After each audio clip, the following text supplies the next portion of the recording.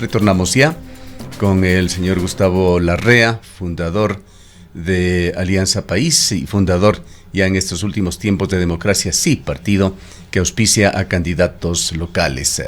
Le damos la bienvenida, señor Larrea. Vamos a hablar sobre temas relacionados con la coyuntura nacional, la política nacional, también la política local.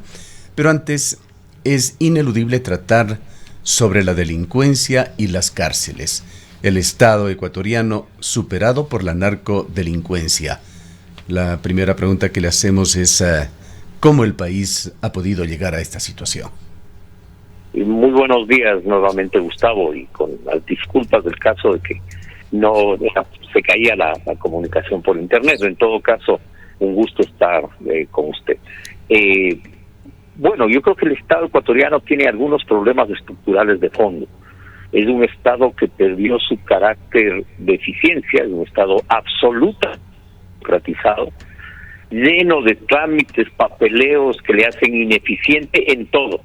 Ineficiente en la educación, ineficiente en el sistema de salud pública, en el seguro social ecuatoriano que fue tomado por el Estado y debilitada la participación tanto de los trabajadores como de los jubilados e incluso de los empresarios.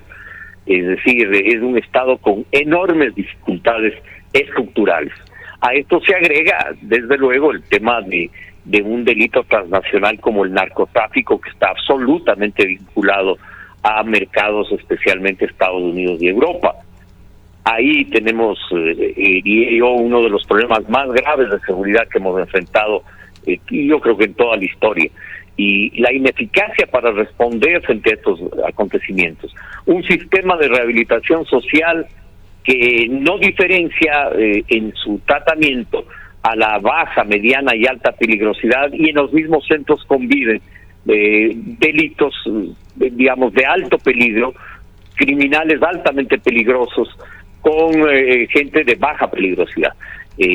Esto implica una falla en el sistema penitenciario ecuatoriano que requiere ser corregida estructuralmente, pero también falta de decisión de política penal, falta de decisión del gobierno nacional en relación a controlar los centros de rehabilitación social y tener respuestas inmediatas y eficaces, que no las ha podido tener en este año 4 meses, lamentablemente, el gobierno nacional.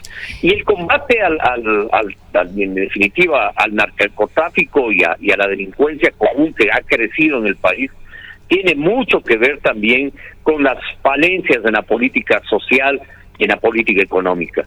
La falta de educación, la falta de atención de salud, la falta de empleo, la falta de promoción a las iniciativas, a las pequeñas y microiniciativas ciudadanas, hacen que este problema refleje una degradación social.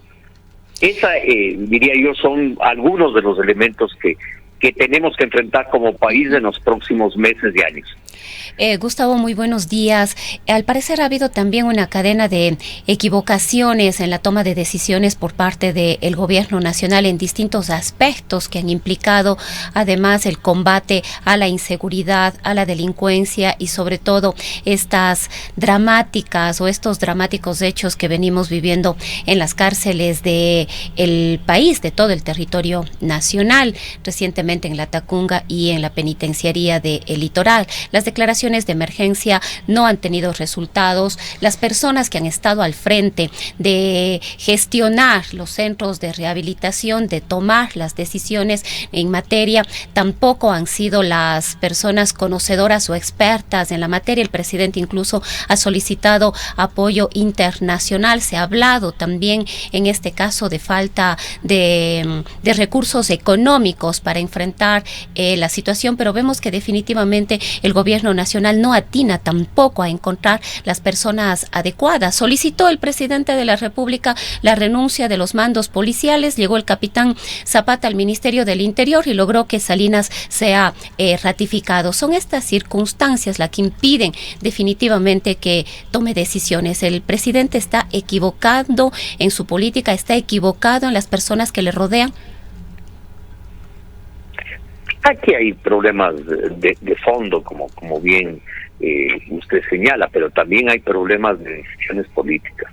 Los problemas de fondo tienen que ver con un sistema de rehabilitación social fracasado, un sistema de rehabilitación social que se convirtió en una universidad del delito.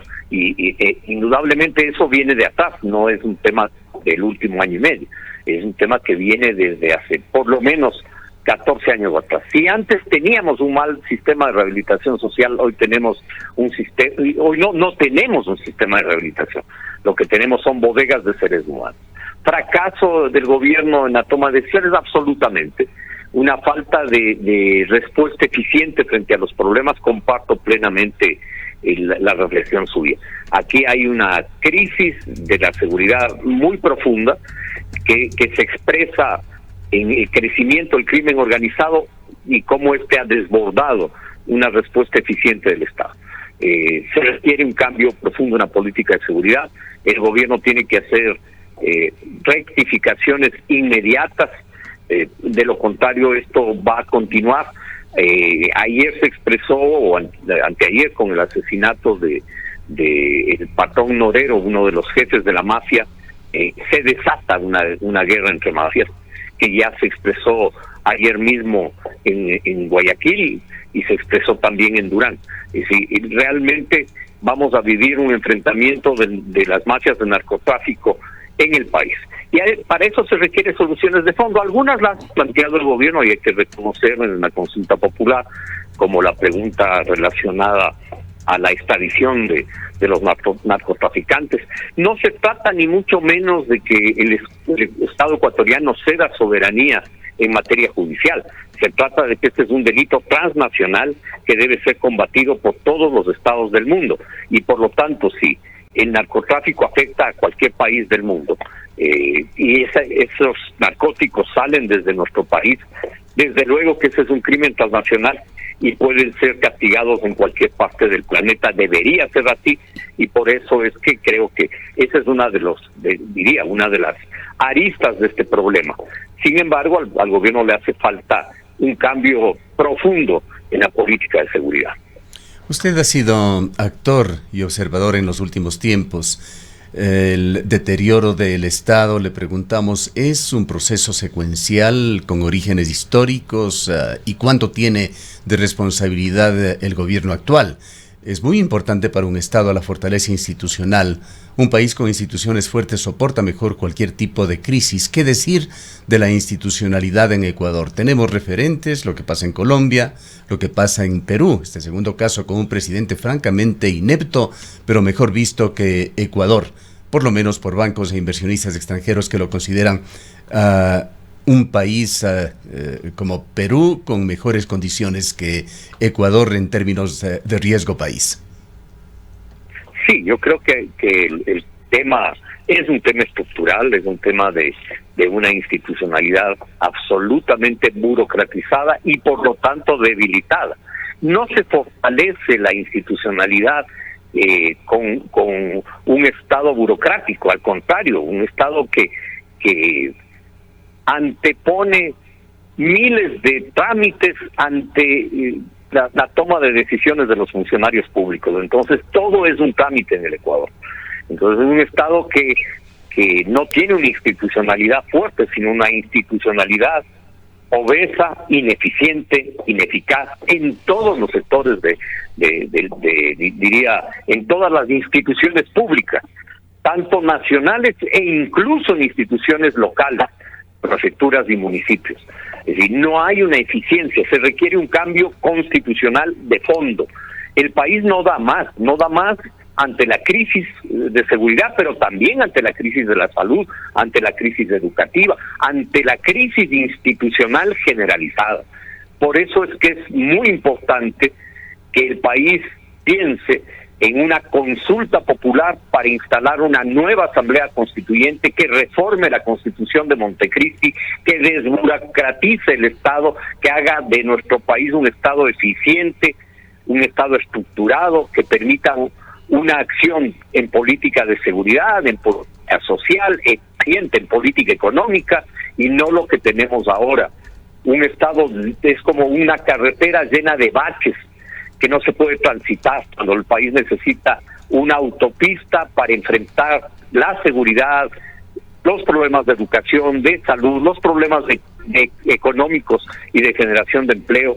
Y para eso el país requiere un acuerdo nacional mínimo, básico, que permita que la casa común de todos los ecuatorianos, que es nuestra patria, pueda funcionar eficientemente y no como lo que estamos viendo. Entonces, este gobierno ya hereda un problema de fondo estructural, pero no logra el viraje que muchos sectores aspiraban, que era que este gobierno haga cambios profundos, haga cambios para darle al país eficiencia, eficacia, transparencia frente a la corrupción, cuestiones que no han sucedido, se han quedado solo en propuestas de campaña y no en realidad.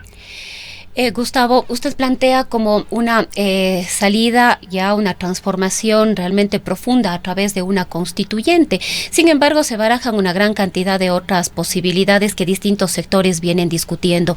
Vuelve a sonar el tema de la muerte cruzada luego de lo que aconteció en la Asamblea Nacional, esta decisión con 103 votos a favor respecto del incumplimiento del presidente de la República de este proceso del cumplimiento del plan de desarrollo, del plan de gestión del plan de trabajo. Por un lado está entonces la muerte cruzada, por otro lado está un juicio político al presidente de la República a partir de esto. El contencioso electoral me parece que ha recibido ya esta propuesta para avanzar en una destitución, una posible destitución si se confirma que el presidente no ha cumplido con su plan de trabajo. Estas son alternativas viables, son opciones que realmente deberían ser analizadas y pensadas en la coyuntura actual. La propuesta que aprobó el contencioso electoral es viabilizar la recolección de firmas a un grupo para la de ciudadanos revocatoria. Exacto, para la revocatoria. No pasa por el Parlamento, pasa por la ciudadanía y es un proceso largo. Sin embargo, eso no soluciona el problema. Podemos cambiar de presidente y vamos a tener un problema estructural en el país, de ineficiencia, de bloqueo institucional, de un Consejo de Participación Ciudadana que de participación ciudadana no tiene sino el nombre, que es en definitiva un Estado que no da más, que requiere una reforma estructural y un acuerdo nacional, requiere un consenso del país para salir adelante. Por lo tanto, esas salidas son solo de coyuntura, no resuelven el problema. Por eso la importancia de que este mismo gobierno, mediante consulta popular, la única pregunta que tiene sentido es instalar una asamblea constituyente para reformar la constitución actual y darle al país viabilidad, sentido de urgencia para resolver los problemas. De lo contrario estaremos empantanados y esto podrá durar muchos años más si es que no logramos un acuerdo de país. Y creo que las fuerzas políticas, sociales, la ciudadanía, requerimos salidas frente a todos los problemas, a que además de los mencionados está este grave problema de la corrupción institucionalizada en el país. Es decir, esto requiere, diría yo, una cirugía de fondo y no solo un corte digamos, no solo unas pastillas para mejorar los problemas. Requiere soluciones de fondo. En honor al tiempo, pasemos a temas político-electorales, pues Democracia Sí es también un actor aquí en la ciudad de Cuenca. Ha auspiciado a los candidatos Adrián Castro, Dora Ordóñez, en una simbiosis entre Democracia Sí y una parte de Pachacutic. Decimos una parte porque ayer tuvimos un diálogo con una dirigente nacional y nos dejó con dudas. Le preguntamos, señor Larrea, ¿está actuando Democracia Sí como un partido de alquiler? ¿O hay coincidencias ideológico-políticas con los actores y candidatos? ¿Hay objetivos? ¿Hay planes de gobierno? Desde luego que Democracia Sí es lejos de ser un partido de alquiler. Dora Ordóñez es dirigente de nuestra organización política y por lo tanto pues plenamente compenetrados en las propuestas de solucionar los problemas del país y de cada una de las provincias y cantones. Por lo tanto, en el caso de Dora se trata de una militante de Democracia Sí que aspira a la prefectura provincial de la SUAY. En el caso de Adrián Castro, hemos hecho una alianza con Adrián. Tenemos también afinidades y una alianza implica acuerdos, no implica unanimidad en todo, pero sí implica un acercamiento y acuerdos y lo hemos lo trabajamos con él. Igualmente con Pachacuti. Esta no es una alianza nacional con Pachacuti, es una alianza provincial, y esa alianza tiene como base las propuestas presentadas ante el Tribunal Electoral, ante el Consejo Nacional Electoral, y en este sentido pues reflejan un acuerdo político para enfrentar problemas tanto de la ciudad como de la provincia. Hace 4 años Democracia Sí tomó una decisión similar al auspiciar a Pedro Palacios. ¿Cómo les fue en esta experiencia? Yo creo que fue una experiencia fallida en el sentido en que Pedro resolvió después de ganar que no tenía ningún compromiso con quienes auspiciamos su candidatura y en definitiva hizo su administración en el municipio como él creía conveniente. Nosotros hubiésemos aspirado a tener un acuerdo para ir mucho más allá en el sentido de resolver problemas que veíamos en ese momento en la ciudad y que muchos de ellos no se han resuelto. En ese sentido, nuestra separación del apoyo a Pedro fue muy al inicio de su gestión como alcalde. Y yo creo que 2 o 3 meses después, públicamente, Democracia Sí deslindó responsabilidades de la gestión de Pedro. Quiero decir, desde luego, que Pedro tuvo no solo el electorado de simpatía por Democracia Sí, sino un electorado que buscaba una alternativa y que en muchos sectores se frustraron. Así es la verdad. Entiendo que Pedro aspira a la reelección, está en todo su derecho. Sin embargo, para nosotros la experiencia no fue lo que hubiésemos querido. Nuestra propuesta era distinta, era fortalecer una Cuenca, convertir a la ciudad de Cuenca en la Babilonia del siglo XXI, una ciudad jardín. No logramos avanzar en ese sentido, muchas propuestas quedaron lamentablemente en el tintero, quedaron como propuestas y no como acciones. Gustavo, hay también una alianza, al menos aquí en la provincia de La Suay, con Pachacuti, que además ha venido enfrentando una serie de impases de cara a este proceso electoral. Sí, así es. Hicimos una alianza con el movimiento Pachacuti, local, provincial, no nacional. Me refería a eso contestando la pregunta de Gustavo. Esta es una alianza absolutamente local y no tiene que ver con una alianza política nacional, porque en lo nacional tenemos algunas discrepancias y planteamientos distintos, pero en todo caso esa alianza tiene acuerdos en relación fundamentalmente a la política de desarrollo agropecuario en la provincia. Asumimos que usted tiene conocimiento de que la candidatura de Dora Ordóñez hasta el momento ha sido rechazada por la Junta Electoral en la provincia de La Suay, justamente por su vinculación con un movimiento local en el pasado que, según la Junta Electoral, no se ha roto aún y sigue vinculada, y esto no le permitiría participar.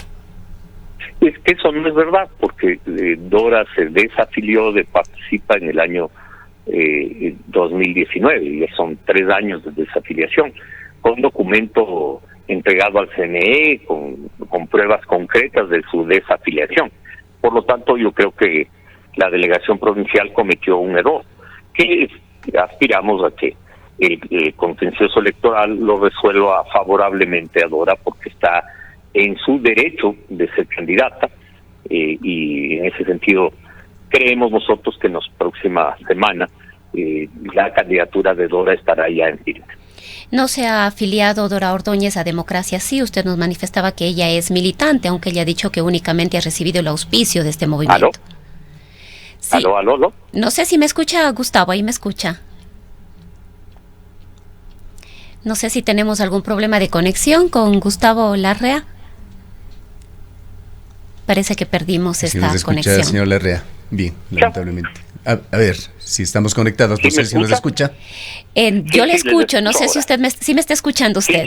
Sí, cómo no, ya. Yo le consultaba si Dora Ordóñez se ha afiliado a Democracia. Sí, usted nos manifestaba que ella es militante de este movimiento, aunque ella ha manifestado que solamente ha recibido el auspicio de Democracia Sí aquí en el Azuay para esta candidatura. Tiene una relación con Democracia Sí, es dirigente de la organización, y desde luego para ser dirigente tiene que afiliarse a la organización. En ese sentido, pues nosotros hemos conversado con Dora y Dora representa, diría yo, con nitidez el pensamiento de Democracia Sí. Bien, para finalizar, señor Larrea, ¿Cómo ve usted al gobierno de Guillermo Lasso? Hay analistas económicos que hablan en el sentido de que se está logrando una recuperación en el ámbito económico de Ecuador. Pero ¿cómo ve usted estos próximos 2 años y algo más que le quedan de gobierno a Guillermo Lasso? Y cómo ve también ese proceso electoral que dentro de algo más de 2 años tendrá que vivirse para elegir a un nuevo presidente de Ecuador. ¿Hacia dónde caminará Ecuador? ¿Qué papel jugará también su movimiento Democracia Sí?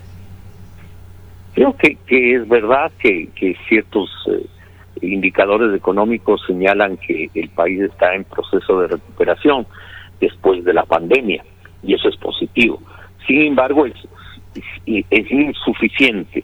Deberíamos tener un sentido de urgencia, y el gobierno debería tener un sentido de urgencia para resolver problemas. La inversión pública ha caído. La inversión de parte del Estado ecuatoriano este año 2022 es mínima. Y se requiere inversión no solo del sector privado, sino del sector público para reactivar la economía, para generar más fuentes de trabajo, para superar la crisis, porque esa también es una forma de construir seguridad, de combatir la delincuencia. No solo una acción policial, es una acción de política económica, de política social, y en ese sentido creo que el gobierno podría destinar muchos más recursos en función de la reactivación económica del país, y lamentablemente no lo ha hecho hasta el momento.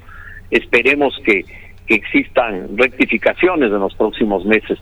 De lo contrario, el gobierno y el país tendrán serios problemas en materia económica en los próximos años. La reserva monetaria, como la ha llamado el presidente de la República, del orden de 9.000 millones de dólares, el dato de ventas en el país, dato acumulado en el año de 130.000, 140.000 millones de dólares, son mencionados por el gobierno actual como factores positivos que demuestran que la economía se está recuperando.